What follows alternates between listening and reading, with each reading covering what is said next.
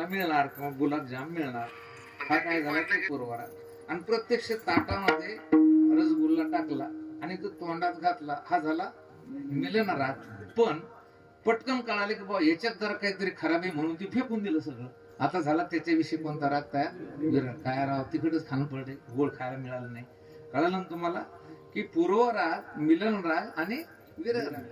मी दिवसभर याच्यावर बोलून ते मला आता याच्यावर किती उदाहरणं देता येते की वस्तू मिळण्याच्या अगोदर जी प्रीती, त्याला पूर्वराग म्हणायचा. मिळाल्यानंतर जी अंतःकरणात प्रीती तयार होते याला काय म्हणायचं, मिलन राग. आणि दुर्दैवानं तुमच्यापासून जर गेली की त्याला कोणता राग म्हणायचा, विरह राग. विठ्ठला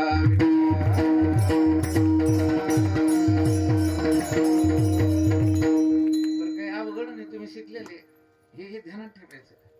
बरं आता मग त्याच्यानंतर पुन्हा विरह रागाच्या 3 अवस्था आहे बाबा.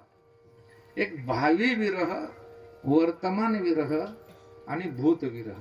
किती झाल्या राजेभाऊ, ध्यानात ठेवायच्या. भावी विरह म्हणजे आपल्यापासून ही वस्तू जाणार आहे असं कळाल्यानंतर तिच्याविषयी जे व्याकुळता निर्माण होते याला कोणता विरह म्हणायचा, भावी विरह. आणि प्रत्यक्ष ती वस्तू आपल्यापासून आता वियोग होऊन राहिला, ती चालली, याला कोणता विरह म्हणायचा, वर्तमान. आणि गेल्यानंतर त्या वियोगानं जो अंतःकरणामध्ये दुःख तयार होतं त्याला म्हणायचं भूत विरह. याच्यासाठी उदाहरण सांगतो तुम्हाला, कारण अवघड सिद्धांत तुम्हाला कळेपर्यंत सांगणं हे आपली वसूलच आहे आपला. त्यात काही अडचण नाही. नुसत्या गप्पा मारणं वेगळ्या, पण सिद्धांत कळून देतात.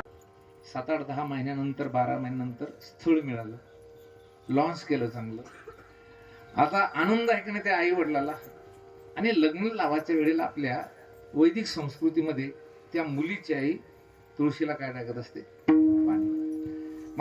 मी बऱ्याच ठिकाणी आपल्या काही स्नेह मंडळीकडे जावं लागतं, तेव्हा मी जेव्हा पाहतो ना, तर ते 12 महिन्याचे कष्ट, मुलीचं एवढं कल्याण होतं तरी आईच्या डोळ्यामध्ये अश्रू येतात. काय येतात, काय देवर अश्रू, की आता हे सगळं उरकलं की माझी मुलगी जाणार आहे.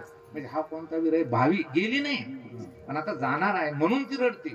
तिचं जे रडणं आहे ते कोणत्या विरहात आहे, ते भावी विरहात. म्हणजे आता उद्या जाणार किंवा रात्रीला जाणार. आणि वाट लावायच्या वेळेस तर बोक्साबोक्सी रडती. हा जो आहे तो वर्तमान विरह आहे. आणि त्याच्यानंतर गेल्यानंतर मग पुन्हा त्याची आठवण येते. मला पाठ उठायचंच काम नव्हतं, बबडी सगळंच काम करीत होती, लेस गुणी होती. मग तिची आठवण येऊन येऊन रडणं, हा कोणता विरह आहे, भूत विरह.